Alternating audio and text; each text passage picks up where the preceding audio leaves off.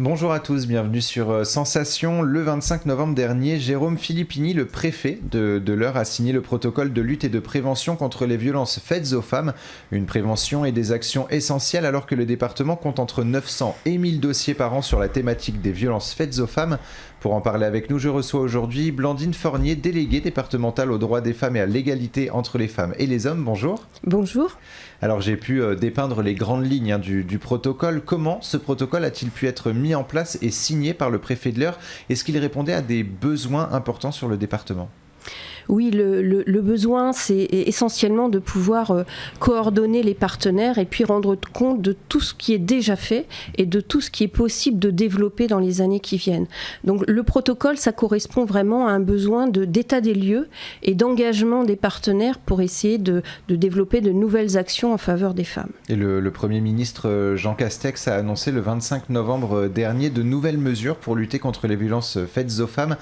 Parmi les mesures, 5000 téléphones graves danger et 1000 places en hébergement d'urgence disponibles en 2022. Qu'est-ce qui est mis en place au sein du département de l'Eure pour venir en aide aux femmes victimes de violences ?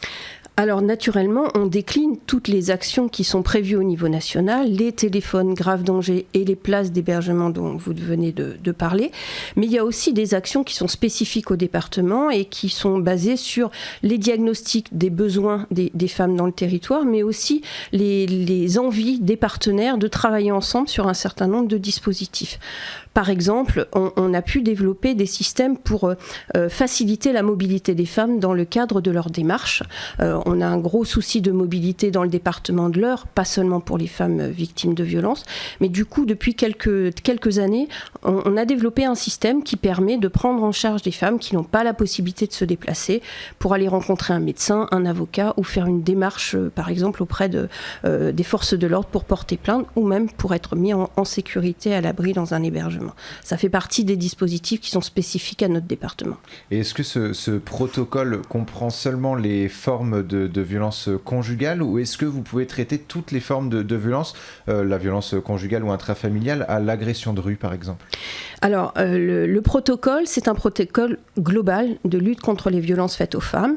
Ce qui est certain, c'est que depuis 2019 et la mise en place du Grenelle, un focus important a été mis sur les violences intrafamiliales et de nombreuses actions ont été mises en place dans ce cadre-là pour les violences conjugales, mais aussi on s'adresse également aux enfants dans le cadre du Grenelle de lutte contre les violences faites aux femmes et aux enfants.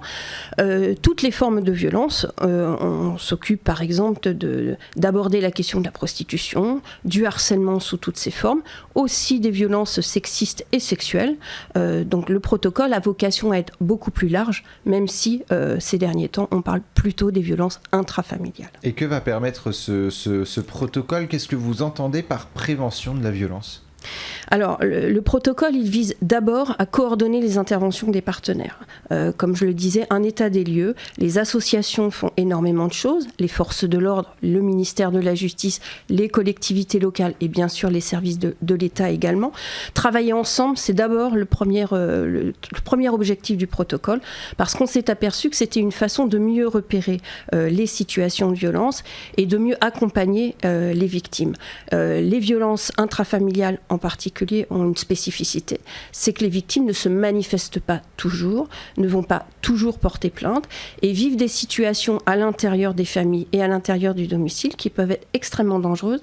La coordination des partenaires, par exemple avec les services sociaux, les services de police, doit permettre de mieux repérer les femmes et d'être plus à leur disposition lorsqu'elles souhaitent engager des démarches, par exemple pour porter plainte, mais aussi pour mieux les accompagner d'un point de vue social ou au niveau des associations quand elles ne souhaitent pas déposer plainte. Alors il y a un petit point aussi qui est important, quand il y a un enfant, souvent l'auteur de violence exerce aussi une violence psychologique à travers cette phrase redondante, c'est « si tu pars, tu perdras ton enfant ». Alors est-ce qu'une femme victime de violence conjugale doit laisser son enfant justement à l'auteur de violence quand elle part ? Non, alors là, moi, je ne suis pas à la place des personnes qui vivent cette situation. Ce que je peux vous dire, c'est que les femmes peuvent partir avec leurs enfants et que la prise en charge, elle sera globale. Et en particulier, ce qu'on peut signaler tout de même, c'est qu'il y a une grosse évolution ces derniers temps. C'est qu'on considère maintenant clairement qu'un enfant qui vit au sein d'un foyer où il y a des violences est lui-même victime de violences.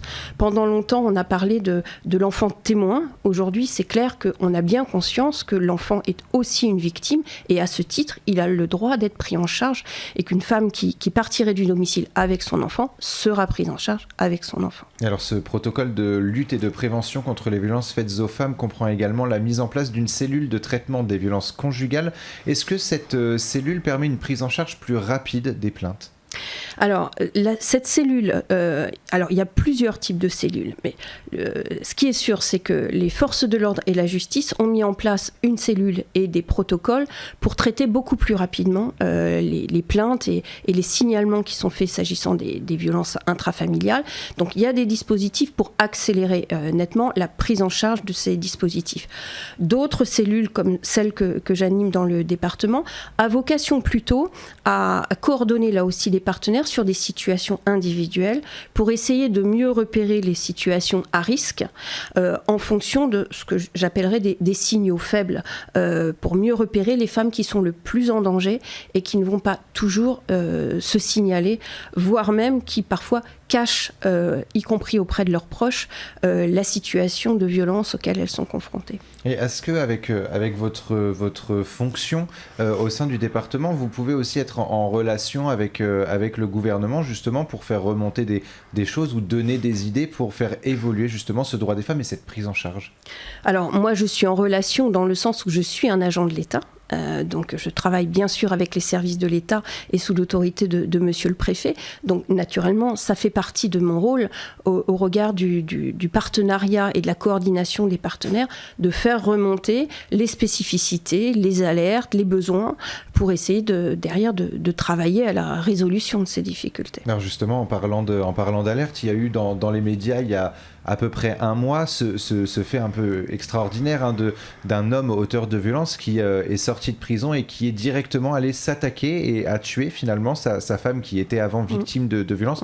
Est-ce que ça aussi, c'est des faits qu'il faut absolument remonter justement pour faire évoluer les choses et pour faire évoluer la prise en charge des femmes et la protection ? Alors, la protection totale, elle est très compliquée. Ne serait-ce que parce que, je le disais tout à l'heure, les femmes ne se signalent pas toujours. Donc ça, c'est un premier niveau de danger parce que les victimes ne se manifestent pas en tant que victimes. Après, on a une prise en charge pour une protection totale. Il y a tellement de dimensions qui sont à prendre en compte que c'est toujours un petit peu compliqué. Une personne peut porter plainte, un homme peut être condamné, il ne va pas rester toute sa vie derrière les barreaux, et quand il ressort, il y a toujours un risque de récidive. C'est aussi pour ça que des nouveaux dispositifs sont expérimentés, comme le centre de prise en charge des auteurs, qui vise à accompagner les auteurs d'un point de vue médico-social pour essayer d'anticiper et de prévenir la récidive. Après, il existe un certain nombre de dispositifs pour protéger les femmes, comme le téléphone grave danger, mais d'autres dispositifs du même type, des applications par exemple, qui peuvent permettre d'alerter les forces de l'ordre.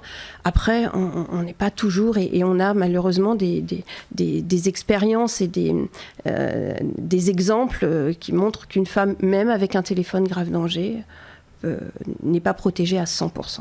Alors le protocole a été signé le 25 novembre 2021. Pour autant, vos actions en faveur des femmes ne datent pas d'hier. En 2014, vous avez été, par exemple, les premiers à expérimenter ce fameux téléphone grave danger. Aujourd'hui, la région et même le département comprend plusieurs associations, plusieurs dispositifs autour des femmes, tournés vers les femmes. Est-ce qu'il y a encore des efforts à faire pour justement permettre aux femmes une meilleure protection ?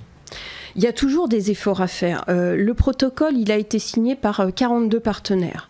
42 partenaires qui représentent les services de l'État, les associations, les collectivités locales, un grand nombre d'institutions.